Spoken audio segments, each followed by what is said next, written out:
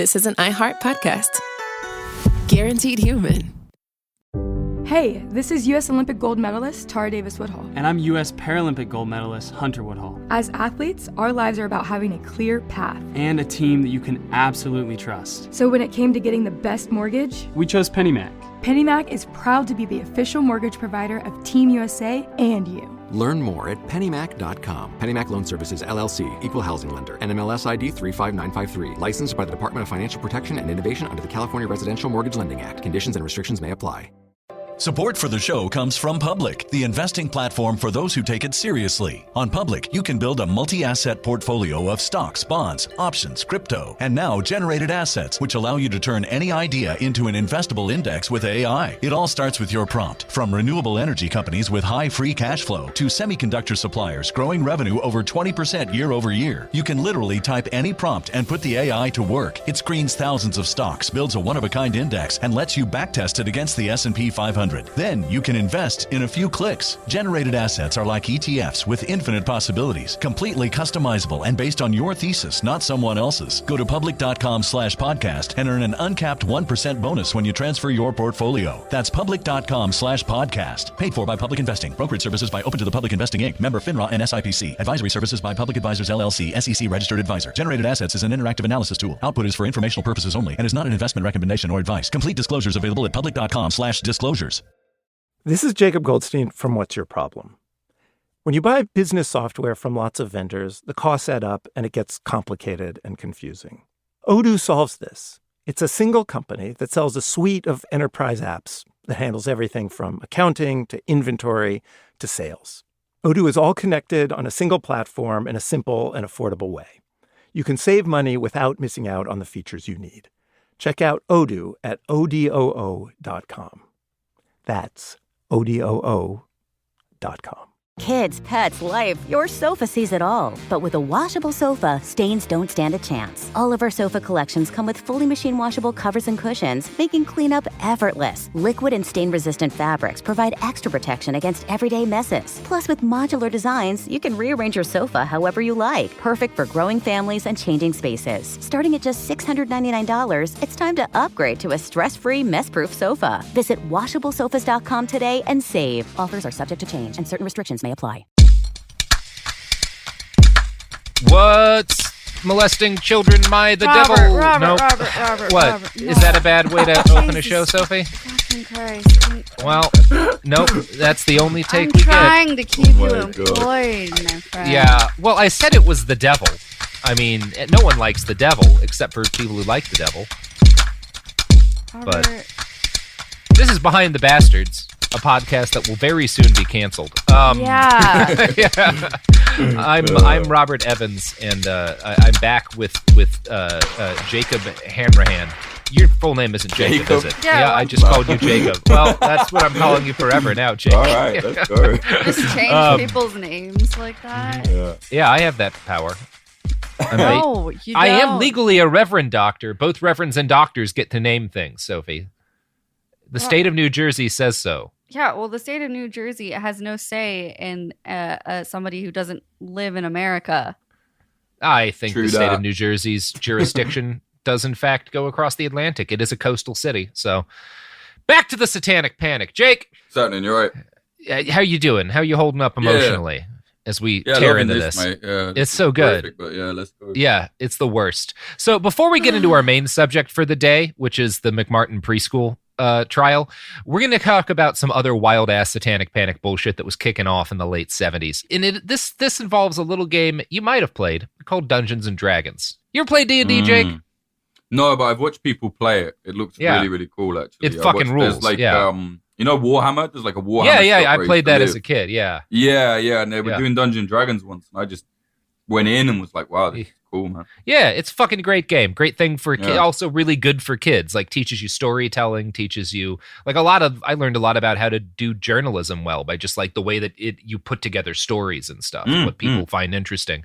It's a great game. A lot of people disagreed with that in the 1970s. So in 1979, when the game was about 5 years old, a 16-year-old named James Dallas Egbert III vanished from the steam tunnels under his school, which is where he and his friends played what honestly sounds like a pretty righteous game of D&D. That sounds so cool. Yeah, that sounds fucking cool as hell. Yeah, man. His family hired a private eye to track him down, and that guy publicly theorized that James's love of Dungeons and Dragons contributed to his disappearance. This was not true, but the press ran wild with it. And while James was eventually found, he committed suicide shortly thereafter. He was just he chronically depressed kid, like a very sad story. Nothing to do with D&D, which was probably one of the few bright spots in his life. Right, exactly. Yeah, but obviously it was all blamed on the game. In 1981, the book Mazes and Monsters was published on the case, and it was just nonsense. It was followed shortly after by the 1982 film adaptation starring Tom Hanks, which is a fucking... If you want to watch a terrible movie about how D&D is the devil... there you go. Yeah, you're gonna love it. It down right yeah, now. Yeah, Mazes and fucking Monsters. Yeah. So the private detective who started all this published his own book, The Dungeon Master, where he clarified that D&D had nothing to do with James's disappearance or suicide, which he instead again blamed on chronic depression. But by that point, it was way too late.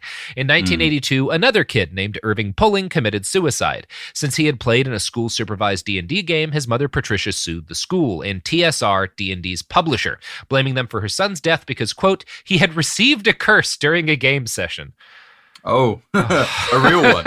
yeah. And it is this, like, you know, the kind of people who played D&D in the 1980s were big old nerds, right? Nowadays, it's gotten to be more mainstream, but like you're a pretty big nerd in the 80s if you're playing D&D, and you're probably bullied to fucking back, right? You're probably getting the shit kicked out of you every day, you know? It was always like, when I watch old American films, it was always like the nerds would always be doing like a version of D&D.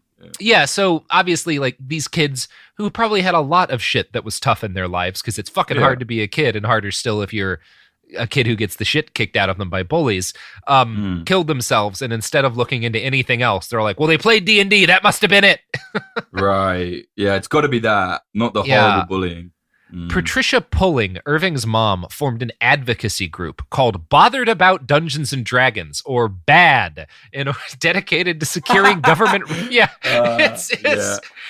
dedicated to securing government regulation of role-playing games. A sentence that I could not type without laughing and can't read without laughing. Like, the government needs to regulate RPGs. God, man. It's very funny. And like the Christian right being what it is, you know, there were people in the country who both supported the regulation of RPGs, role-playing games, and also thought civilians should be able to own rocket-propelled grenades, the other kind of RPG, right? Like and also like ran a scheme where like child molesters just had a bit of therapy. Like, cool. Yeah, it's fucking great.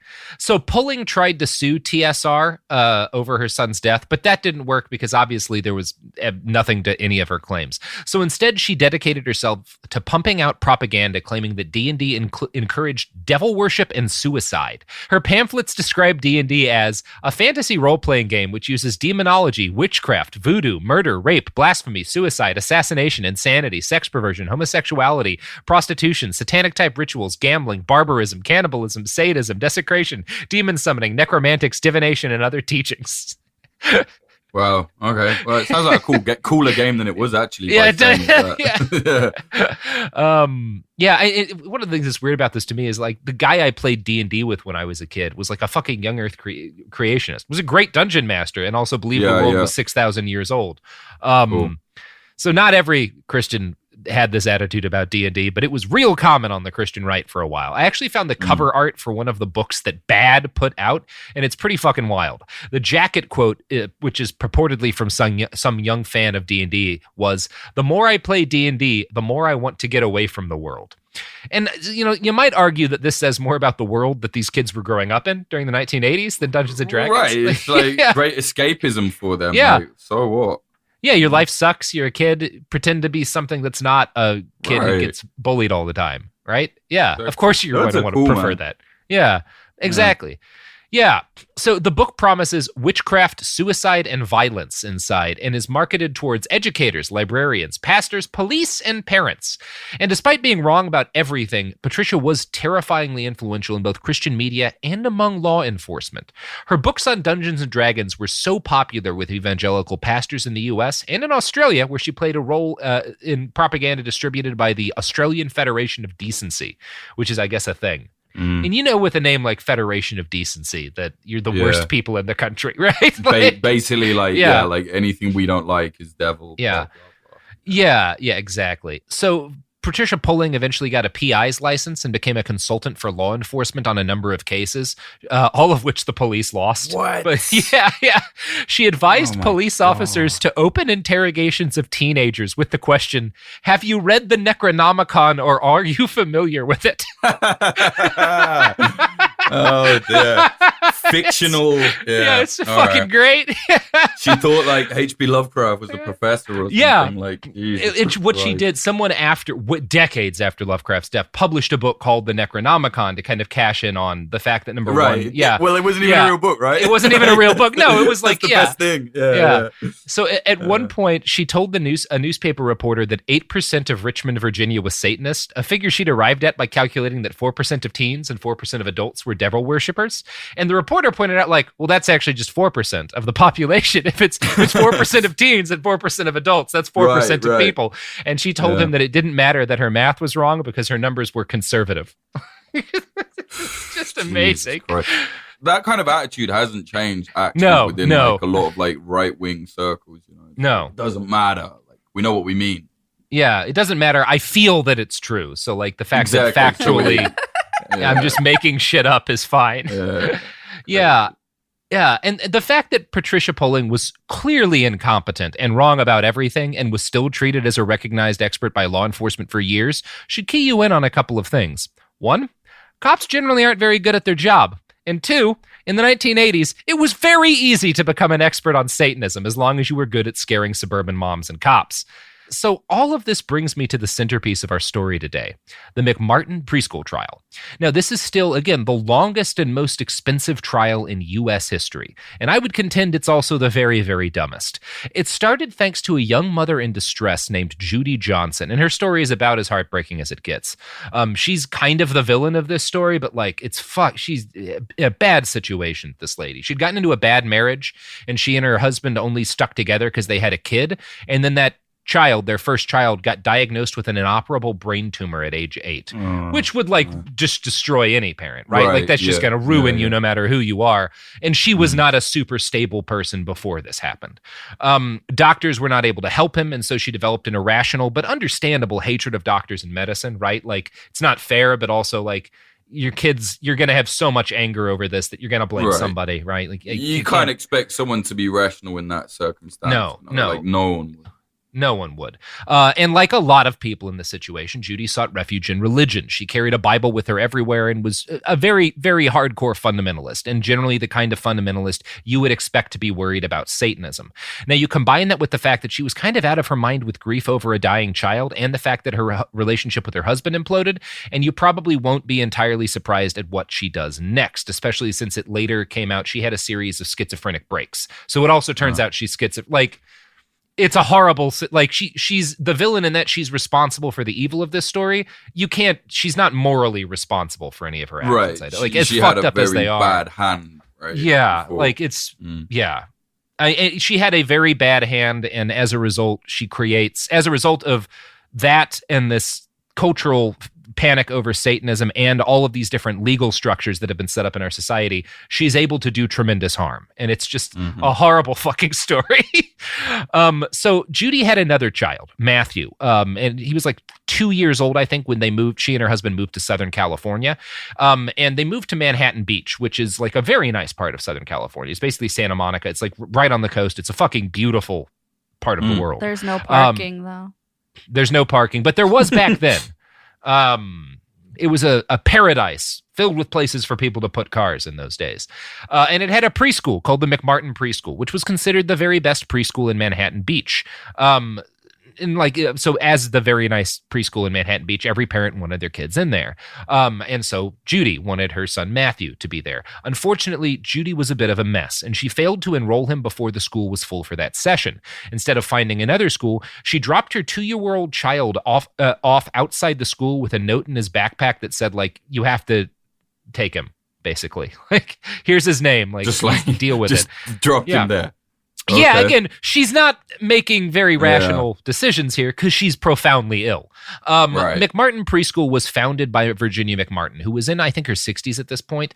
And Virginia was like, I don't think it's a great idea to allow this kid here that his mom has basically trying to force him on the school. Seems kind of fucked up. But Virginia's daughter Peggy was more sympathetic and assumed that a mom who would do something like this had to be going through some shit and that they should help her out because these are very nice people. So they take Matthew in and he attends class for a few months, and this proved to be a horrible mistake because by this point Judy was not just out of her mind with grief, she was also a hardcore alcoholic and having schizophrenic episodes. So pretty bad situation, Jake. Right. All the red flag. Yeah. I'm going to quote again from that book, Satan's Silence. That summer, Judy Johnson became preoccupied with the condition of her younger son's anus. In June, she would later tell the authorities Matthew complained that it hurt when he made a bowel movement. In July, she took him to a nearby hospital emergency room where she told a doctor that her son's anus was itchy and that she thought she had given him her vaginal infection. The doctor did not examine Matthew, but he did treat Judy for vaginitis. A few weeks later, Judy mentioned to her brother that Matthew's anus was inflamed. She began making frequent inspections of her son's rectal area. So a few things are going on here. One is that, again, not a very healthy household. This kid has bad hygiene, right? Yeah. Also, his mom is now daily poking and prodding his rectum in order to check it. And that irritates it. And she becomes convinced that the irritation that she is causing is the result of sexual abuse. And she grows convinced that this is because Matthew's teacher, a guy named Ray Bucky, had sodomized her child repeatedly over the course of the summer. Now, this is untrue. And one of the reasons it's definitely untrue is that, number one, 2-year-olds are very rarely sexually assaulted. Number two, when grown men penetrate 2-year-old children with their penises, it either kills or severely injures the child. It causes horrible injury, right? Like it's a terrible. Yeah. It's not like something you would miss. Exactly. And it's not like it would not be something you had to inspect for. Like the kid would probably need to go to a fucking hospital. Yeah. So again, her allegations are untrue, but Ray was kind of a weird dude. He'd spent most of his young adulthood as a California beach bum with kind of a well-off family. He smoked a lot of pot. He did this thing that California surfer dudes did where he didn't wear underwear underneath his board shorts. So like one of the things people knew about Ray is that sometimes he would sit down and you'd see his balls. Like it was like a thing. He's not doing anything like bad. Like the most you could say is like, hey, dude, maybe you should be wearing underwear because like people are seeing your balls all the time. but like nothing bad. Just kind of a weird dude. None of the children he taught ever had any complaints about him. He seems to have been a pretty unproblematic teacher. I've never run across any evidence that he actually did anything bad ever. But he was a weird guy. And it was also weird in 1983 for a young man to teach preschool. That was a woman's job, right? This is still an area like weird cultural thing. Exactly. Yeah. Backward. Yeah. So just as certain people were suspicious of working mothers in this period of time and thought that like that was contributing to the breakdown of the family, a lot of folks were suspicious of young men in childcare and assumed that they must have some ulterior motive. And Judy Johnson was one of these people. And her suspicion of male teachers meshed with her hatred of doctors brought on by the tragic circumstances of her oldest son to produce, again, all of these are like perfect storm things, right? Like that's the thing about all this shit. Like it doesn't just erupt out of nowhere. So I'm going to read another fucking horrible quote. Lately, she had noticed how Matthew would run around pretending that he was giving people shots. As the popularity of toy doctor kits testifies, this behavior is common for small children. And although Judy hated medical professionals, Matthew had been exposed to them regularly that summer since his brother was getting hospital treatment for his tumor. Yet Judy Johnson believed that Matthew had no idea what an injection was. So she asked him if Ray Bucky had given him shots. Again, he said no, but she pressed. Finally, after repeated questioning, he told his mother that Ray took his temperature. Judy concluded that the thermometer must have been Bucky's penis. Oh my God. Yeah. See, when you said shots, I was just picturing like a kid running around filling up like little shot glasses. And I was thinking like, this is a funny kid, like, but now I realized you mean injection. Syringes, Okay. Which is, again, like, I think every kid probably has a period where they play doctor and shit. Like, it's an incredibly common thing. But she becomes convinced. And again, when she first starts asking her kid, did Ray molest you? He says no. And that's the case with all of these satanic child abuse cases. The kids are always saying, like, nothing happens at first, which is, again, when we talk about, like, believing victims, part of the problem is that people didn't. and they pushed the victims repeatedly to it's very bad. Yeah. So Judy calls the cops, and she took her son to the hospital. And of course, the doctor listened to her story and examined her boy. And again, the doctor is like, hey, when adult men sodomize 2-year-olds, it results in horrific damage. And a summer worth of anal rape would be immediately apparent in a boy this young. And the doctor saw no evidence of that. All he saw was evidence that Matthew's rectum was irritated in a way you'd expect if his mom was constantly poking it. The doctor was like, your kid seems okay, and he sent Judy away. This made her angry, and again, she fucking hates doctors, and she started going to the police next. And through a mix of coaching her son to talk about a stranger's penis and speaking for her kid in police interviews, which remember, they take the mom's testimony about what the kid said as direct testimony from the kid, Judy is able to convince the cops that her son had been abused. She and the cops shopped around for doctors until they found an intern at UCLA who had never diagnosed sex abuse cases before. This intern sees Matthew's rectum and is like, oh yeah, something must have happened here. And again, he doesn't really know what he's doing because he's not good at this kind of thing. They're so fucked up though. Like the police were like, yeah, let's find someone to make the story true. Like so crazy. Right? You know, cops. I know it happens a lot, but it's just horrible. It's all so bad. It's all really bad. It's so fucking terrible.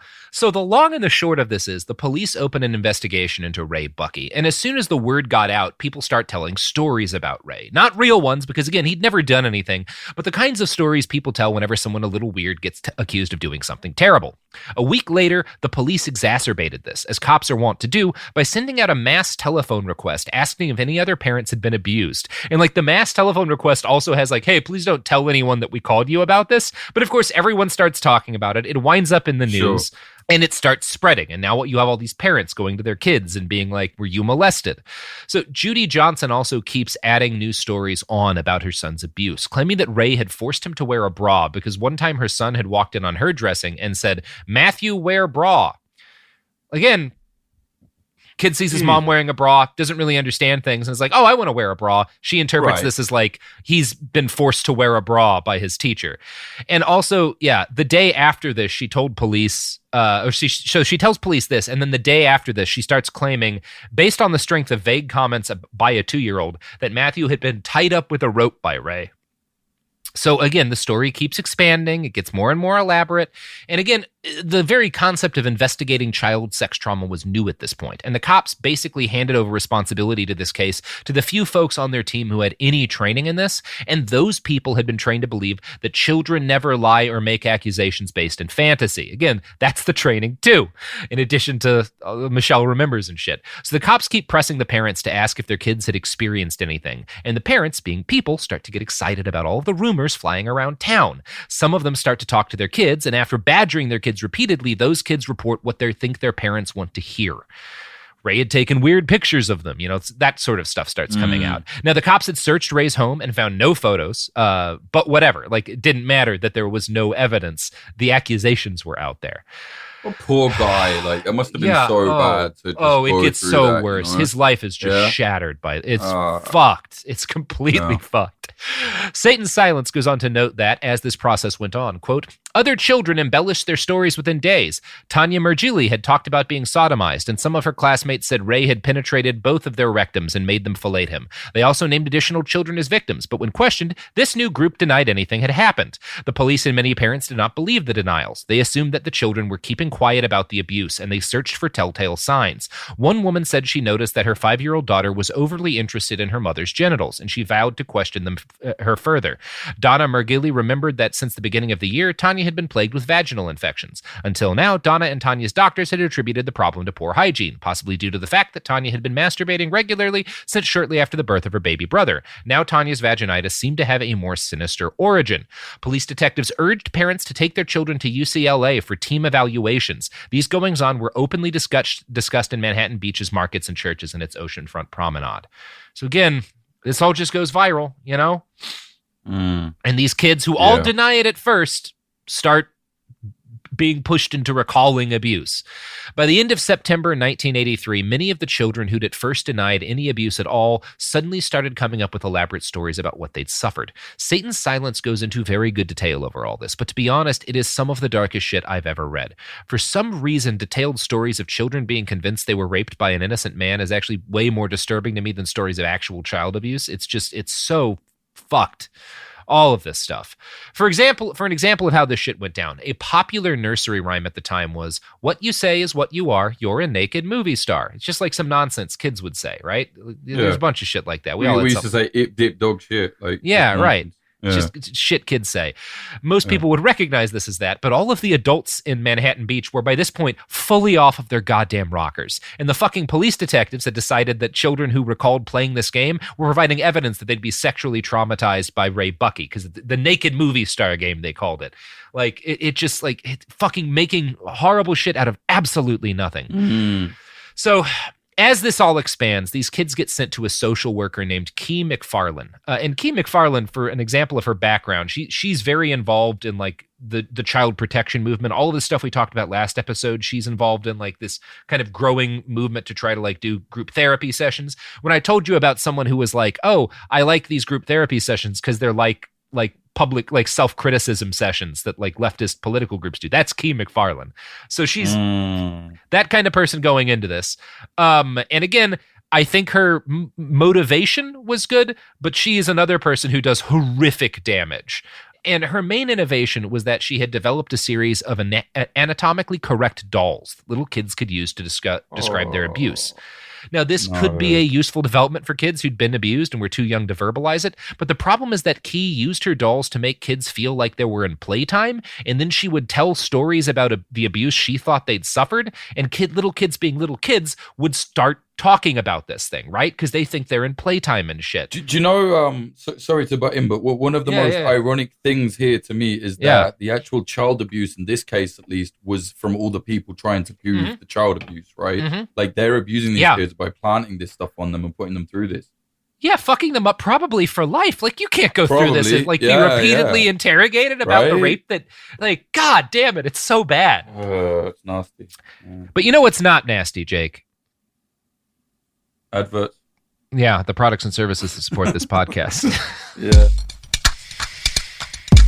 Support for the show comes from Public, the investing platform for those who take it seriously. On Public, you can build a multi-asset portfolio of stocks, bonds, options, crypto, and now generated assets, which allow you to turn any idea into an investable index with AI. It all starts with your prompt. From renewable energy companies with high free cash flow to semiconductor suppliers growing revenue over 20% year over year, you can literally type any prompt and put the AI to work. It screens thousands of stocks, builds a one-of-a-kind index, and lets you backtest it against the S&P 500. Then you can invest in a few clicks. Generated assets are like ETFs with infinite possibilities, completely customizable and based on your thesis, not someone else's. Go to public.com/podcast and earn an uncapped 1% bonus when you transfer your portfolio. That's public.com/podcast. Paid for by Public Investing. Brokerage services by Open to the Public Investing Inc. Member FINRA and SIPC. Advisory services by Public Advisors LLC, SEC registered advisor. Generated assets is an interactive analysis tool. Output is for informational purposes only and is not an investment recommendation or advice. Complete disclosures available at public.com/disclosures.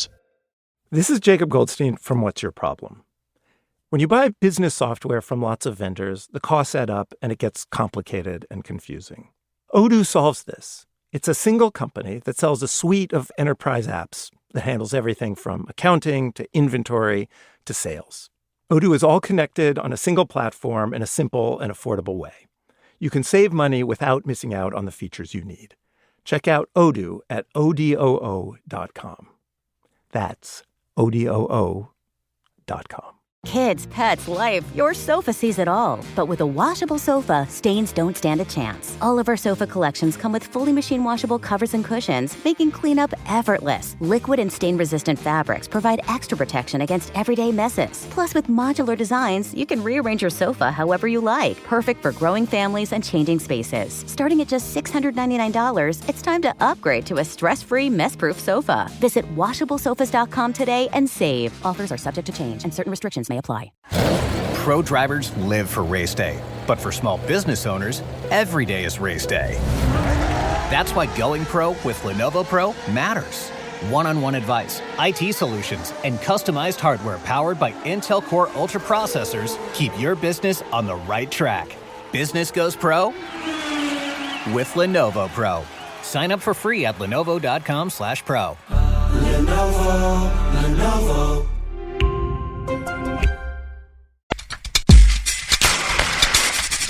We're back. Those ads were a lot better than manipulating children into believing they were the victims of massive sexual abuse.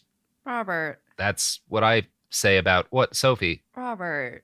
That counts as a nice thing I said about the products. Robert. Okay, well. Will Robert still have a job by the end of this recording? So Key McFarlane. We're talking KM, K McPhee. So she has these dolls, and I'm gonna read you a quote to talk about like how she uses these dolls from a write-up by the University of Missouri-Kansas School of Law that's kind of analyzing this case. So here's how this all goes. Parents were encouraged to send their children to CII, which is the place she worked at, for 2-hour interviews. McFarlane pressed 400 children through a series of leading questions and the offer of rewards to report instances of abuse at McMartin. Children generally denied seeing any evidence of abuse at first, but eventually many gave McFarlane the story she clearly wanted to hear. After the interviews, McFarlane told parents that their children had been abused and described the nature of the alleged abuse. By March 1984, 384 former McMartin students had been diagnosed as sexually abused. 384. By the one guy? Yeah, well, no, we're getting into that. This starts to okay. expand massively. Right. So in addition to interviews, 150 children received medical examination. Dr. Astrid Hager, who was one of McFarlane's colleagues, concluded that 80% of the children she examined had been molested. For the most part, she based her findings not on physical evidence, but on medical histories and her belief that any conclusion should validate the child's history, which is not how you do science. Nope. Not very scientific. Not good medicine. So to make it clear just how coercive McFarlane's methods were, I want to read a passage about her interrogation of a little girl named Tanya. Long after most McMartin kids had been pushed into inventing lurid stories of abuse, Tanya held her ground that her teachers had done nothing wrong. But Tanya's mother eventually broke down in the face of all the other parents who'd grown convinced that their kids had been abused, and she sent Tanya to Key McFarlane. Key McFarlane's technique with Tanya was much more refined. Before asking the child anything about sex abuse, McFarlane spent several minutes engaging her in fantasy play. "Oh, Froggy," McFarlane squeaked as she and Tanya manipulated a frog puppet and a toy doctor kit. "I think you have a little temperature here." The two played with the banana puppet, Big Bird, Mr. Doggy, Mr. Dragon, Cookie Monster, Bugs Bunny, Mr. Alligator, Pac-Man, and Mr. Snake. Not until Tanya was deeply absorbed in the world of pretend did McFarlane present her with a collection of very special dollies in this little bag. They look like real people underneath. We can take off their clothes. Tanya then identified the dolls wee-wees, chi-chis, which is what you called breasts, butts, weenie, and the nagas hole, or vagina. McFarlane proceeded to ask Tanya if she had ever seen a man's weenie. "Her daddy's," Tanya answered. McFarlane was not satisfied. "How about someone else? I don't know who else. Another man." Still, Tanya insisted she had only seen her father's. "Well, I know some secrets," said McFarlane, "and I know that you know them too. You know what? I know some secrets about your old school." When Tanya still didn't respond, McFarlane added that she had seen the little girl's friends from McMartin's, and they told her all the bad secrets.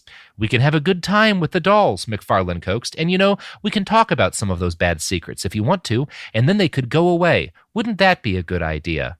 Urging puppets on Tanya, she again asked if she knew bad secrets. Tanya shook her head. "Then maybe she could figure them out," McFarlane said. She showed off her secret machine and assured Tanya that she would feel better if she told it bad things about Ray. "I hate those secrets," Tanya finally said, addressing a bird puppet on McFarlane's hand. Ray did bad things, and I don't even like it." So you see what happens here. Yeah. Yeah. I was just thinking, though, like, that poor kid, Tanya, right? Like, what a, strong-minded child was just, absolutely not. Like, literally just pushed to the point of, admitting something that didn't happen. Yeah. Despite all that. Yeah. And again, it really hides. The problem here is not that, you shouldn't believe children when they report abuse. It's that you shouldn't badger children who insist they haven't been abused into recalling abuse. Yes. Right. There's part of me that's like, right, I get it. If any parent heard anything like that, you'd be like, oh my Jesus Christ, yeah, what's happened? Of course. Yeah. But this is beyond that. This is literally that woman planting these ideas. Yeah. It's so bad. Yeah. And I think McFarlane like had a long history of working with abused kids. Like before people even really believed that it happened, she was doing that work. And she came from a good place, but she goes fully, I mean, like what she's doing is evil here. Like, this it's is fucking like vile. jump the shark. Yeah. Yeah, exactly. Now, the McMartin case didn't start off as a satanic ritual affair. You'll notice like we haven't been talking about like the devil in this case yet, right? But you have to remember that stories about other such cases, like the ones we discussed last episode in Kern County, were all over the news. And Kern County was only like 2 hours away from McMartin. Both parents and students were hearing all this shit on TV, and the kids are hearing this shit on TV. And as these kids are getting interrogated and asked to give more information, they start to make up shit based on the stuff they're hearing on fucking television, right? And also based on the stuff they're being told by their parents. And this starts with Matthew Johnson, who, again, his mom is the very, very sad story lady, who is very Christian and believes in all this stuff. And she starts pushing her son to tell stories of not just being molested by Ray, but being molested by McMartin teacher Betty Rader, who was 64 years old at the point. And the more Matthew said, the more his mom praised him. And she started to suspect that the McMartin school had been the center of a vast network of pedophile Satanists. Because again, she's profoundly ill and an alcoholic. By January 1984, Matt was telling stories of being molested at a ranch. And I'm going to read one of the transcriptions Judy made of her son's stories. And keep in mind, parents could enter statements they coaxed out of their kids into the legal record, and authorities treated this as a direct statement from the child because kids are also, incapable of making things up. So this is the statement she coaxes out of her son, or at least says that she coaxes out of her son. Who knows how much he fucking said. Matthew feels that he left LA International in an airplane and flew to Palm Springs. Matthew went to the armory. The goat man was there. It was a ritual type atmosphere. At the church, Peggy drilled the child under the armpits. Peggy's one of the teachers. Under the arms and armpits. Atmosphere was that of magic arts. Ray flew in the air. Peggy, Babs, and Betty were all dressed up as witches. The person who buried Matthew, she said he had been buried, is Miss Betty. There were no holes in the coffin. Babs went with him on a train and an older girl where he was hurt by men in suits. Ray waved goodbye. Petty gave Matthew an enema. Staples were put in Matthew's ears, his nipples, and his tongue. Babs put scissors in his eyes. She chopped up animals. Matthew was hurt by a lion. An elephant played. A goat climbed up higher and higher, and then a bad man threw it down the stairs. Lots of candles were there. They were all black. Ray pricked his right pointer finger, put it in the goat's anus. Old grandma played the piano. A baby's head was chopped off and the brains were burned. Peggy had a scissors in the church and she cut Matthew's hair. Matthew had to drink the baby's blood. Ray wanted Matthew's spit. You see what this is? Like, this is a kid. It's nonsense. Like, there's fucking elephants in it. Like, right? But surely the police would have looked at him like, well, there's no wounds. Nope. Nope. And why did she let him go on a plane with strangers if she was already worried about? No, he didn't. None of this happened. I know. Yeah, like, but right. yeah. Like, it's just, it makes no sense. She claimed that this was like while he was at school for 8 hours. They took him on a plane to Palm Springs and like there were goat men. Like it's clearly like a kid being coaxed into coming up with fantasies, and they sound like a child's fantasies. This isn't what happens in sex abuse cases. There are very rarely elephants. It sounds like her fantasies. Yeah. You know what I mean? Like, not fantasy, but it's clearly some shit she's made up. Like, I cannot believe that the police ever took that serious. Yep, they super do. Wow. Once the news broke that Satanists were behind the purported abuse at McMartin, other kids came forward with an avalanche of stories of devil worship, child sacrifice, etc. Kids talked about watching babies get murdered and all sorts of wild shit. And one of the things that they would claim in this period, because this happens all over the Satanic Panic, is there's claims, people will claim, I sacrificed babies, or I saw babies sacrificed, like all of this shit. And the people would ask like, well, but nobody was murdered. Like there's no reports of dead people. So they developed this whole theory that Satanists had a tactic of having children at home and not getting them birth certificates so that they could have babies to sacrifice that the state didn't know about. Like, it's some QAnon-y shit. Yeah. You had a QAnon, like the most insane theory is that there's a video of Hillary cutting a baby's face off and wearing it. And it's like, none of them have seen it, but they're like, we know it's there. It has to be there. Yeah. Do you know it's there? Like, I don't think you do. Because that would be like the only thing the news talked about for like a year if it happened. Right? If like anyone it would be thought that was real, the FBI, I mean, well, I don't know, someone would be on it, you know. Yeah, someone would be on it, and it would be like the top topic of discussion nationwide. Like, the world. Yeah, you know? like look at how much people discussed when Hillary Clinton fell down that one time. Right. Like if she was killing babies, it would be huge. Right, hundreds of thousands of people know the video exists, but we're all dumb because we don't believe it. Yeah, it's amazing. So, yeah, it's all, again, there's no evidence of any of this stuff. There's no evidence of any babies getting killed. There's no evidence of any plane trips to Palm Beach. But also authorities, the cops and the parents believed every word of this because at this point, complete mania had overtaken Manhattan Beach. Like everyone is out of their goddamn minds at this point. And some of it's understandable, like their parents who legitimately think that there's a child rape epidemic at their school that their kids were involved in. Like nobody's thinking anymore in Manhattan Beach.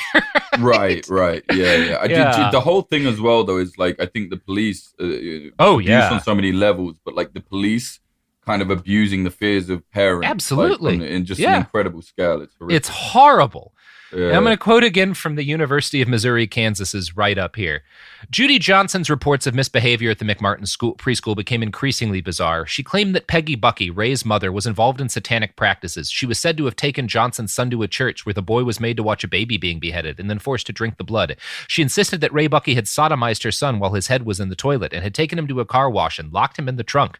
Johnson told police that Ray pranced around the preschool in a cape and a Santa Claus costume, and that other teachers at the school chopped up rabbits and placed some sort of star on her son's bottom. Eventually, most prosecutors would come to recognize Johnson's allegations as the delusions of a paranoid schizophrenic, but the snowball of suspicion had been started rolling. Chief Kuhlmeyer's letter led to new, which is the letter he sent out to parents, led to new accusations and demands from parents for a full-scale investigation of doings at the McMartin preschool. Bowing to this pressure, the district attorney's office handed a major portion of the continuing investigation over to Key McFarlane. So... Oh no! Really? Yeah. The frog puppet. The frog puppet lady. Yeah. Oh, it's so fucked up. Oh my god! Like the worst person you could be like, yeah, give it to them. Yeah, give it to her. Let her investigate the preschool. The person whose job is absolutely not to investigate like massive criminal conspiracies. Yeah. Oh, no. Again, no physical evidence was ever uncovered of any sort of abuse or anything else illegal. The closest thing they had to evidence was that softcore porn mags were found in Ray Bucky's home. Which, like, yeah. Well, like what? He's like a young guy. Yeah. It's like the most normal thing that he's done. Yeah, they're like Playboys. Like, it's not even anything that's like you could say is like super raunchy, right? Like, right. Yeah. None of this stopped the case from going forward. On March 22nd, 1984, a grand jury indicted Ray Bucky, Peggy Ann Bucky, Virginia McMartin, and 3 other McMartin teachers. These 7 people were initially indicted on 115 counts of child sexual abuse. 2 months later, they were indicted on another 93 counts. The case had become a political issue for the DA, Robert Filibosian, who was facing re-election and thought that putting away some Satanists would help his chances. Now, most of the McMartin 7 were held with outrageous bails. Ray Bucky was held without bail, and he spends 5 years in jail as a result of this. God. In jail as a child molester, which, like, just he fucking... Must have got his... Yeah. Jesus I mean, it's... Christ. They just destroy this man. Yeah. Now, as the case proceeded, all of the McMartin 7 had their homes searched. Nothing was found. By this point, children were telling stories about secret tunnels under the school and being forced to bury ritually murdered babies. And of course, since the cops aren't finding anything, a lot of the McMartin parents decide, like, well, the cops have to be in on it because they're not finding any of the evidence that's got to be there. So the parents take it upon themselves to investigate, right? So we finally get the fucking... Yeah. In March of 1985, as the case wore on, 50 McMartin parents showed up at a lot next to the school and started digging to try to find the caves under the school. And wait, literally digging? Literally digging, yeah. And oh boy. The DA, who again wants to get reelected, hires an archaeological firm to help them. Oh my God. And they're all certain that they're digging. Keeps going. Yeah, it keeps getting worse, yeah. It's also just bizarre to like have people who's like people have job titles and training for a reason. Mm-hmm. No, they don't. Fuck it. It's the parents who are going to figure this out. So bizarre. It's like Scooby-Doo, man. Yeah. So, yeah, everyone's certain that they're going to find mass graves and caves underneath the school filled with like, oh, that's where the evidence has got to be, is the caves under the school. They don't find anything because there's nothing there. Because no one at the McMartin school had been molesting kids, you know? Yeah. So the actual court case, thankfully, there is a period here where some rationality enters into it, because the actual court case against the McMartin 7 runs into immediate problems over the fact that there is no evidence that anyone's actually been harmed in any way, shape, or form.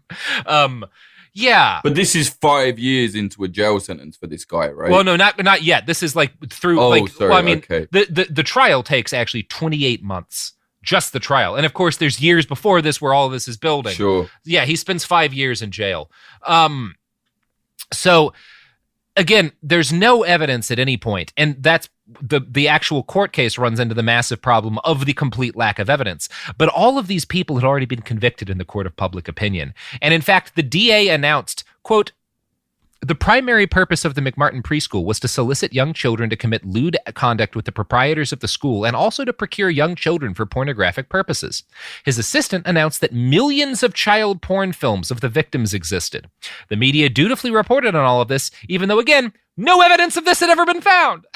Millions as well. Yeah, he said millions. Millions. Wow. And Yeah. not one was found. Not ever. Nothing That was his ever. assistant. His assistant Yeah. was toting some weird stat.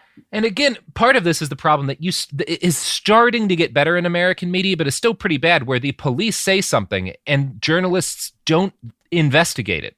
They say, the police said this. This has to be the truth. Let's report on what the police said. And it's like, well, no, they lie all the time. Yeah. Well, it's They're the constantly same full with of shit. Right, and you get like any kind of bit, like the UN might say something, or NATO, or the police. And exactly. if you say anything against it, people are like, "Oh, here we go, conspiracy." It's like, no, it's your job to like question people in power. Yeah, that's journalism. And also all of these groups have lied on a number of occasions. Let me list them. Like, it's not a conspiracy to say that people in power lie. Yeah, exactly, right? Yeah. Jesus. It's like a requirement. Yeah, it's what you do if you have powers. You lie about shit. Yeah. So People magazine called McMartin California's Nightmare Nursery. Time published an article with the one-word title, Brutalized. Like, media goes whole hog on this shit. Not all of them, because again, so the authors of Satan's Silence, which I've been quoting from, are journalists during this period. And there's some of like the only people seemingly in the country who are like, this is nonsense. Like, all of this is nonsense. What is wrong with you people? And they like, their book is published like right around the time that all of this, like all these cases start to fall apart. Like Satan's Silence is from that time. And that's part of why it's such a good, I mean, it also is where I got all the background of like what set this up. I can't say enough about what a good book it is if you want to understand. Right. They did their job. Like, properly. Yeah. Very good journalists. I'm going to read that. Yeah, it's a good book. So, yeah, all these lies about the McMartin teachers led to a lynch mob mentality within the community of Manhattan Beach. Peggy Bucky was stabbed in the crotch by a random man while she was out on the street. The school was lit on fire and spray painted with graffiti that said, "Ray must die." Several parents went so far as to solicit the services of a hitman to bomb Peggy's car. Like... Wow. It fucking is off the rails. It never stops getting out of control. No, it never, like... too far. Yeah, they just, like, the first episode, we're basically talking about people filling a car up with gas, and then they just put a brick on the brakes. There's no one at the wheel. It just goes fucking careening into the city. Yeah. It's so bad. It's like... What a good tale to tell, though. Like, this is, like, jokes aside, it's such a cautionary tale, right? It's so important that people know about this. Exactly. It's horrific as it is, Yeah. So, I'm going to quote again from Satan's Silence about, like, how out of control shit gets in Manhattan Beach. The fact that the accused were behind bars did not calm the frenzy running through the South Bay, as parents and authorities pursued Judy Johnson's claims and became convinced that the McMartin staff was only one arc of a gigantic sex ring. Searching for the other accomplices, parents formed investigative squads, armed with address lists supplied by CII, which is what McFarlane worked at. They drove their sons and daughters around to find molestation sites like the Devil House, which is like what the kids had just been making shit up, and they were trying to find real locations that clearly weren't. As the children pointed their fingers at homes and businesses, mothers and fathers wrote down addresses and submitted them to the DA's office, which in turn distributed them to more parents. And are like, hey, we hear this business might be involved in mass child sex abuse. Has your kid been near it? Like, it's just like they're just firing a shotgun into a crowd, basically. Like, they're just shattering lives left and right. Like, like destroying so businesses, destroying teachers, destroying families. Like, it's so bad. A father staked out nearby commuter airports and copied registration numbers off the tails of planes while reporting suspicious characters such as the female pilot who may be a lesbian. Because again, wow, what a the crime. kids are book them. Yeah. Well, because again, the kids are talking about how they were flown places. So like some dad shows up to like take down all of the in numbers on planes. Yeah. So is primarily besides word of mouth, is this just like grocery store magazine covers? Is that what it is that's getting this information out to people? No, major news and the DA's office. The cops are calling people and being like, "We hear about this happening in this school or this building." So it's not just like tabloid. It's like there's like credible, quote unquote, credible sources. Yeah. Wow. Like fucking Time is reporting on this shit. Most people trust Time. Like you could argue. Time magazine, actually, a long history of shitty journalism, right? But like that people don't. Then people did. Sure, right? sure. Yeah, it's not like the National Enquirer spreading this shit. Right. It's like, and again, like the DA's office. You're supposed to theoretically be able to trust the DA if you're like a random citizen. You would assume that they're not just spreading nonsense. But absolutely. That's why you shouldn't assume that. Can you take an addy break? Yeah, Sophie, you know who doesn't spread nonsense about mass satanic pedophilic conspiracies that shatters the lives of human beings like a cluster bomb? I mean, I'd certainly hope you'd say the products and services that support this show. That's right. Not a one of them. Fantastic. Support for the show comes from Public, the investing platform for those who take it seriously. On Public, you can build a multi-asset portfolio of stocks, bonds, options, crypto, and now generated assets, which allow you to turn any idea into an investable index with AI. It all starts with your prompt. From renewable energy companies with high free cash flow to semiconductor suppliers growing revenue over 20% year over year, you can literally type any prompt and put the AI to work. It screens thousands of stocks, builds a one-of-a-kind index, and lets you backtest it against the S&P 500. Then you can invest in a few clicks. Generated assets are like ETFs with infinite possibilities, completely customizable and based on your thesis, not someone else's. Go to public.com/podcast and earn an uncapped 1% bonus when you transfer your portfolio. That's public.com/podcast. Paid for by Public Investing. Brokerage services by Open to the Public Investing Inc. Member FINRA and SIPC. Advisory services by Public Advisors LLC, SEC registered advisor. Generated assets is an interactive analysis tool. Output is for informational purposes only and is not an investment recommendation or advice. Complete disclosures available at public.com/disclosures. This is Jacob Goldstein from What's Your Problem? When you buy business software from lots of vendors, the costs add up and it gets complicated and confusing. Odoo solves this. It's a single company that sells a suite of enterprise apps that handles everything from accounting to inventory to sales. Odoo is all connected on a single platform in a simple and affordable way. You can save money without missing out on the features you need. Check out Odoo at odoo.com. That's odoo.com. Sink into affordable luxury. Anabay is the only machine washable sofa, inside and out. With stain-resistant slip covers and a cloud-like frame duvet, everything goes right in the wash. Plus, the modular design lets you change the look of your space anytime. Visit washablesofas.com to upgrade your home. Shop up to 60% off site-wide, with sofas starting at just $699 and a 30-day money-back guarantee. Shop now at washablesofas.com. Offers are subject to change, and certain restrictions may apply. There's no championship league for small business owners, but if there was, you'd be at the top of the standings. Because going pro with Lenovo Pro means you've got the winning formation. One-on-one advice, IT solutions, and customized hardware powered by Intel Core Ultra processors help you stay ahead of the competition. Business goes pro with Lenovo Pro. Sign up for free at lenovo.com/pro. Lenovo.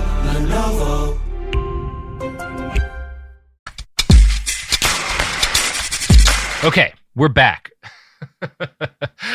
So I'm going to continue that quote about just how out of control things get.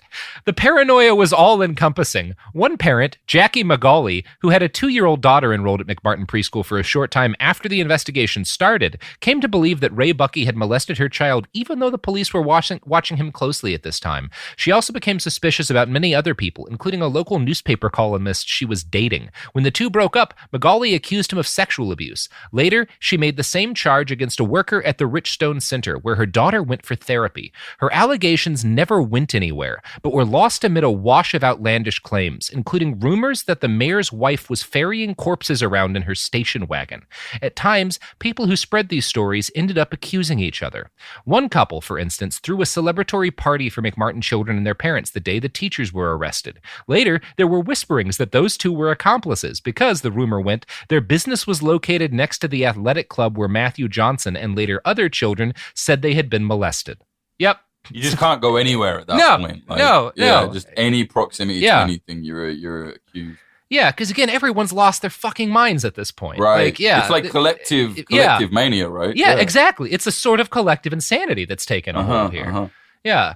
As the trial wore down, Judy Johnson broke down completely. Her husband left her, and she, of course, immediately accused him of being part of a vast satanic pedophile conspiracy. She eventually barricaded herself and her children in her small home with like a pile of guns. She threatens her brother with a 12-gauge shotgun when he flies in from out of town to help, and she's eventually taken forcibly to a psychiatric hospital where she's diagnosed with paranoid schizophrenia.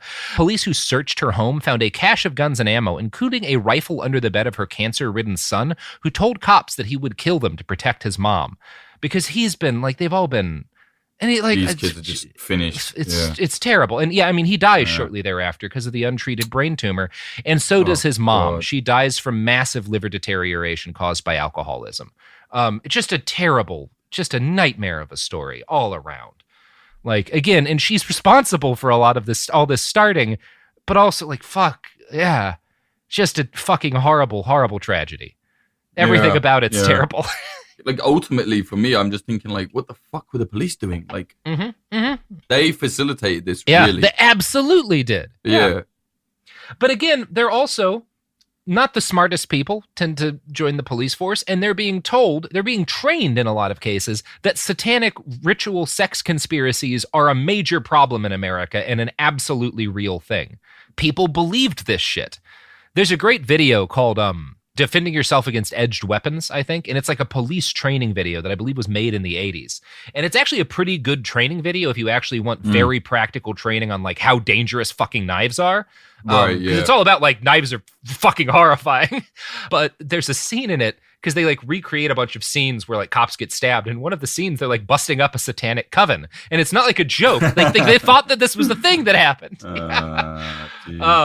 It's fucking something else. So on November 2nd, 1989, after 28 months of testimony, the McMartin case went to a jury who spent 2.5 months deliberating.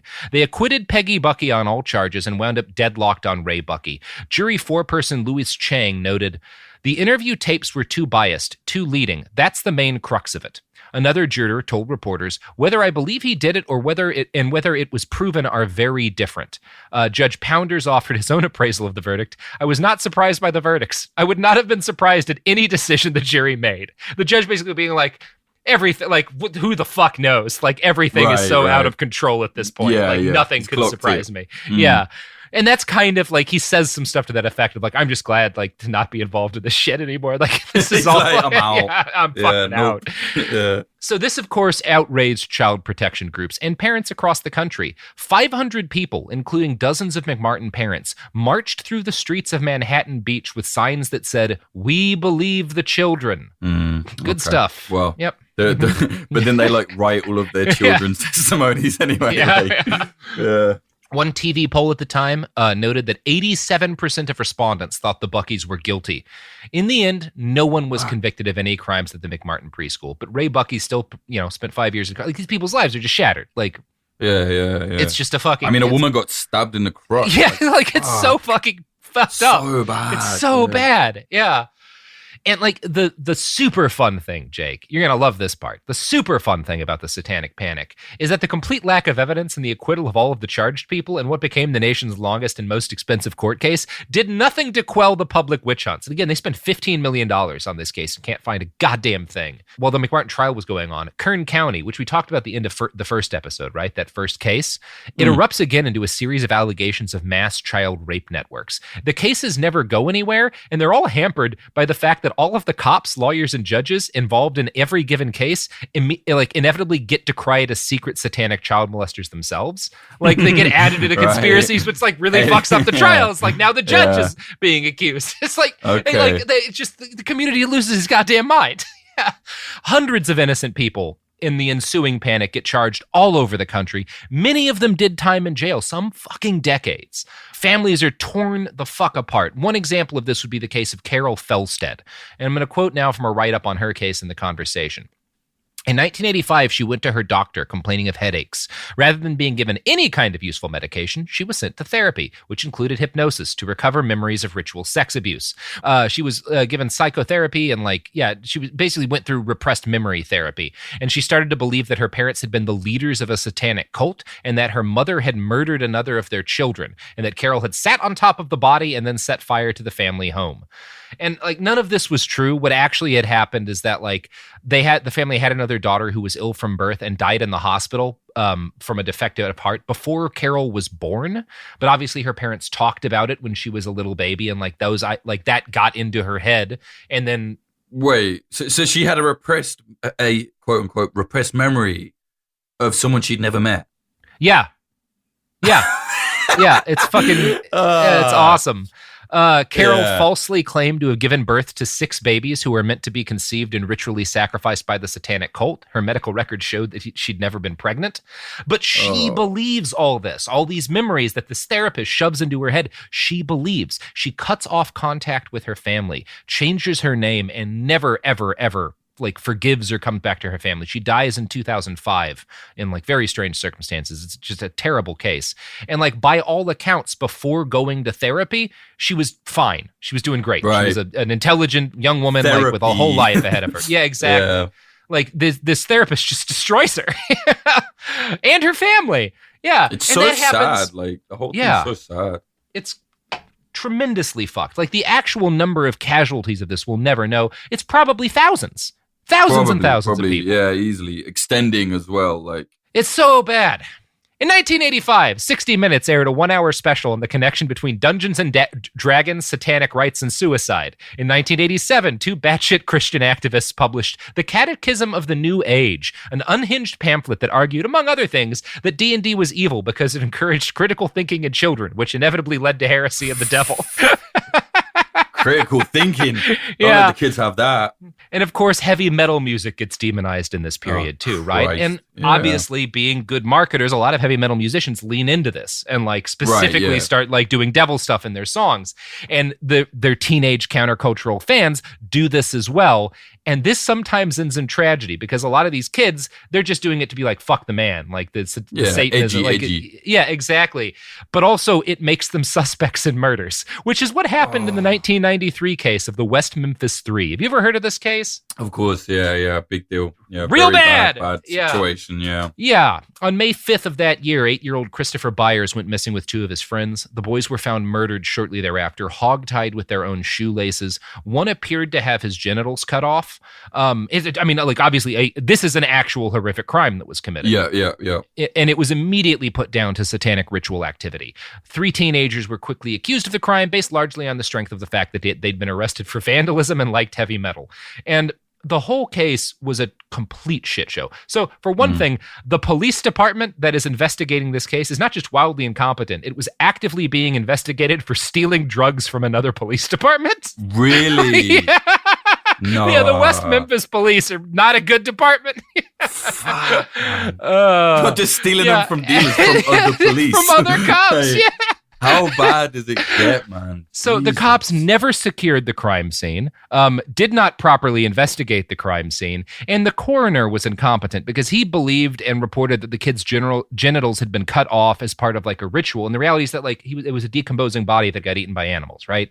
And later competent coroners were this is clearly happened to the body after death. So the police, in order to find the culprits, rather than investigating, because again, terrible police department, they go to a local juvenile psychiatrist and ask hey, what kids do you think did this? Right. Okay. And the find us a victim. Find us a perpetrator, please. Yeah. Who do we arrest for this? We are so tired from stealing all these drugs from the cops next door. We really don't have any time to look into this shit. Right. Can you do our jobs, please? Yeah. So the psychiatrist blames a kid named Damien Eccles. Now, Eccles was 18 at the time, and he's the kind of kid. Unfortunate name. Yeah. Damien. Yeah. It is it's a problem. The devil name. Yeah. And again, his town is like a hardcore religious fundamentalist. It's fucking West Memphis in the 80s. And he wore all black and listened to heavy metal music. He read Stephen King books. He was interested in the occult, so he had like books on the occult and shit in his house. And he had mental health issues. He'd spent time in a mental institution, which is why the psychiatrist knew this kid was out here. And the psychiatrist, doing exactly what psychiatrists should never do, blames him for the crime, and soon so do the police. Yeah, they wind up wrapping up a friend of Eccles in it, Jason Baldwin, who was 16 and was like a good student who had no history of trouble. But was also a fan of like heavy metal. Like they drew scenes from like Metallica and Slayer and Iron Maiden songs, and like teachers found them, and so like, oh, these kids are like, it's the devil. Yeah, and they'd both been arrested for vandalism and shoplifting, but like nothing violent, like never an actual crime. Just petty teenage. Yeah, they're fucking teenagers. Yeah.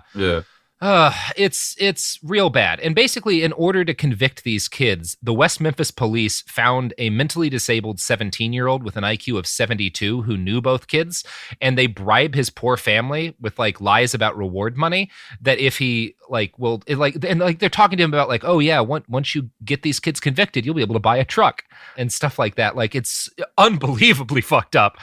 Yeah. Yeah, and so they question this. The family agrees to let them question this mentally ill kid who has no tie to this, and the police question him for 12 hours with no parent, no lawyer, no child advocate with him, and he confesses eventually that he, Eccles, and Baldwin killed the kids, even though his is a clearly coerced confession that's frequently wrong and includes facts that weren't part of like the physical evidence, and he immediately recants, but it doesn't fucking matter because all three of these kids get fucking convicted. And it's I mean, like, now law enforcement's pretty certain that they were like, those kids who were murdered were killed by a single person, probably an adult. But yeah, 12 hours. Yeah, I remember once reading something that really made me think. Yeah, someone said like deep, long interrogations like that without break. Yeah, it's like being waterboarded with dialogue. It is. Do you know what I mean? And it's like, so I remember thinking that's such a good way of putting it. It must be horrible. With dialogue. You know? Yeah, it's a nightmare. So Damien Eccles gets sentenced to death. Jesse Miss Kelly gets sentenced to life imprisonment plus 2 20-year sentences. And Jason Baldwin gets sentenced to life imprisonment. And yeah, the prosecution basically claims like this is part of a devil ritual that the kids were doing. Like, that's part of the case. And obviously, like, there was never any hard physical evidence. And in fact, in 2007, new evidence comes out that finds like genetic material of someone who's not any of the 3 victims around the bodies of the victims and was not any of the defendants either. Which, you know, anyway, the case, they appeal and shit, and like the case winds up. It takes until, again, this happens in 1993. It's not until 2010 that the people in the case are able to negotiate a plea bargain. Like, they don't even get declared innocent, like, which you would think. Instead, they have to enter an Alford plea in which they assert their innocence, but also acknowledge that the prosecutors had enough evidence to convict them. And they get sentenced to time served, both having served like 18 years, or all having. So yeah, it's outrageous. That's a lifetime, you know? Yeah, it's horrible. It's horrible. Yeah. It's a horrible, horrible story, Jake. The thing is as well, yeah, like, this sounds dumb, but I was just thinking, like, now, if a real satanic group came out, they could just be like, no one's going to believe that we did this. You know what I mean? Like, after Satanic Panic, they'd be like, it's fine, we get away with it. Or that saying that, it would probably create a new Satanic Panic. Yeah, I mean, all right, listen up, devil worshippers. You've got a window here. No, don't say that. Jake Hanrahan says... Certified. Start committing crimes. Now, Jake, this has all been a real bummer. Just not a great time. And I want to end on something that is at least kind of funny. So, one of the major spreaders of the Satanic Panic, one of like the people who was responsible nationwide for getting a lot of this nonsense out, was friend of the pod, Oprah Winfrey, who, boy howdy, had a lot of people on to tell lurid lies about the things they'd supposedly done. But during one of these times, she actually had a member of the Church of Satan on her show. And a guy in the audience started claiming that he had been a Satanist and had like murdered somebody as part of a satanic ritual. And this guy got cross-examined by the Satanist that Oprah had on stage, and it's fucking great. And I'm gonna send you that video now. We're gonna end on that note because it's actually kind of funny. It's very, very funny. So what happened in the ritual where someone was murdered, and how were they murdered? They were stabbed 7 times with knives because. In Chicago? Yes. It was... what year? about 8 years ago. So it was about 80, 81. And the ritual was a witch's Sabbath, and it got out of hand, and the high priest brought out these 7 daggers, and they impaled him in the form of a cross with the 7 daggers. Was this person impaled against his or her will? Yes. Or did they wish to be sacrificed? No, this was against his will. But so how did you know you weren't going to be pulled in and impaled? That's why that's one of the reasons why I got out of the church. And the other reason why I got out of the church was mentally I had a nervous breakdown after that, and I just mentally could not handle it. How do you explain that? My first question would be, were you a member of the Church of Satan, a card-carrying member of the Church of Satan? Yes, sir. And who was the grotto leader? I don't remember his name. You don't remember the name of a person who involved you in murder? Not anymore, no. Were you prosecuted? Like I said, I had a nervous breakdown, and I have partial amnesia. Man, that is excellent. Yeah, isn't that great? Oprah gave him a car to say all that, actually. Yeah. I love it that the guy that is cross-examining him looks like Dracula. He absolutely looks like Dracula. And he's like, no, this is stupid. You know what I mean? And he's very like methodical and lawyerly about how he cuts that guy's like claims apart. It fucking is great. Yeah. So Jake, how do you feel about the devil? I don't know. I need a shower now, I think, like a long one. You know what I mean? After all that, it's pretty grim. It's not but great. But again, like, like I said before, like, the occult, all of that is, like, very interesting. And there are some, like, groups around. But again, this stuff just makes it all look stupid. And God knows how many horrible crimes slip through the cracks. You know what I mean? Or maybe will, or I don't know. It's just so outrageous that kind of hysteria took over through the police as well. It's not outrageous, but you know what I'm saying? It's just another thing of just like, wow, great job, guys. You can find, there are some cases of like ritual murders, like we talked about at the start of this. Like, very few. It is a thing that has happened in history in this country and in other countries. Like, it's not a thing that never occurs, but it's not what they claimed it was, right? There's no gigantic international network of Satanists murdering children for devil powers. Yeah, and often the occult stuff is actually nothing to do with the devil, actually. Yes. There's very few actual Satan worshippers. Yeah. You know what I mean? Yeah, and most Satanists aren't Satan worshippers because it usually means something completely different to them than like it's edgy atheism, right? Yeah. Or I mean, there's a bunch of different. Like, I don't want to like I've known some Satanists who like spoke pretty eloquently about like why they called themselves that, and it wasn't like a worship the devil thing. It was like it's like some abstract metaphor often or whatever. It's fine. Man, I mean, it's I think the best thing about all this, and like you know, when you were talking about, I was thinking, man, I don't want to hear this. And that made me think like, that's really why you should have to hear this. Do you know what I mean? It's such a demonstration of mass hysteria and not even failure, but like almost like the authorities are trying to make it worse. It was so bad. Yeah. You know what I mean? And the idea that people think that won't happen again, like, oh, it happened. Oh, that can happen anytime, man. It'll happen anytime. Like, there's always shades of this every time. Like, there's shades of this in sort of the panic that was erupting over Antifa earlier. There's going to be shades of it in the Boogaloo stuff. There's going to be shades of it I mean, QAnon is not just shades of it. QAnon's a descendant of it, but like, several shades of shit. Yeah. It never, like, it's the kind of thing. There's a bunch of things. If you're a responsible member of society or a responsible society, you always have to be on guard for. Fascism's one of them. You know, witch hunts are another. That's what it is, right? It's a modern day witch hunt, actually. Yeah, like almost. I mean, this was a literal witch hunt. They were looking for witches. Yeah, it's awesome. I never knew how bad it got, you know. Unreal how many people, like, you're talking about probably somewhere around 1,000 people harmed one way or the other by just the McMurray case, right? Like almost 400 kids, but like also like all these business people, family members. It's just a nightmare. God knows what problems those kids have in their lives now as well as part of that kind of abuse by the authorities. Yeah, if you were a McMartin kid who like went through all this, like hit us up. I'm really curious about like Yeah.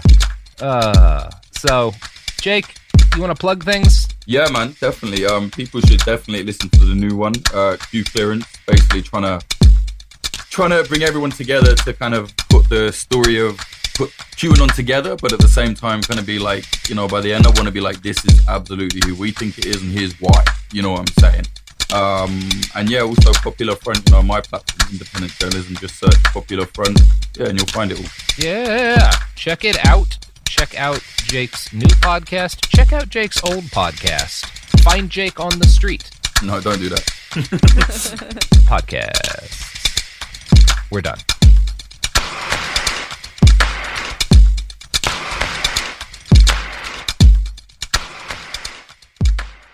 This is Jacob Goldstein from What's Your Problem? Business software is expensive, and when you buy software from lots of different companies, it's not only expensive, it gets confusing, slow to use, hard to integrate. Odoo solves that because all Odoo software is connected on a single affordable platform. Save money without missing out on the features you need. Odoo has no hidden costs and no limit on features or data. Odoo has over 60 apps available for any needs your business might have, all at no additional charge. Everything from websites to sales to inventory to accounting, all linked and talking to each other. Check out Odoo at odoo.com. That's odoo.com. Time for a sofa upgrade? Introducing Anabe Sofas, where designer style meets budget-friendly prices. Anabe brings you the ultimate in furniture innovation with a modular design that allows you to rearrange your space effortlessly. Perfect for both small and large spaces, Anabe is the only machine-washable sofa inside and out. Say goodbye to stains and messes with liquid and stain-resistant fabrics that make cleaning easy. Liquids simply slide right off. Designed for custom comfort, our high-resilience foam lets you choose between a sink-in feel or a supportive memory foam blend. Plus, our pet-friendly, stain-resistant fabrics ensure your sofa stays beautiful for years. Don't compromise quality for price. Visit washablesofas.com to upgrade your living space today. Sofas start at just $699 with no risk returns and a 30-day money-back guarantee. Get up to 60% off plus free shipping and free returns. Shop now at washablesofas.com. Offers are subject to change and certain restrictions may apply. There's no championship league for small business owners, but if there was, you'd be at the top of the standings. Because going pro with Lenovo Pro means you've got the winning formation. One-on-one advice, IT solutions, and customized hardware powered by Intel Core Ultra processors help you stay ahead of the competition. Business goes pro with Lenovo Pro. Sign up for free at lenovo.com/pro. Lenovo. Flag football is exploding, and iFlag is leading the way. As the Guinness World Record holder, iFlag hosts premier flag football tournaments nationwide for boys, girls, high school girls, and adults. From first-time players to elite competitors, iFlag delivers top-level competition, unforgettable experiences, and a community built around the game. Ready to be part of it? Join the movement. Find your tournament and learn more at iflag.org. That's iflag.org. This is an iHeart podcast. Guaranteed Human.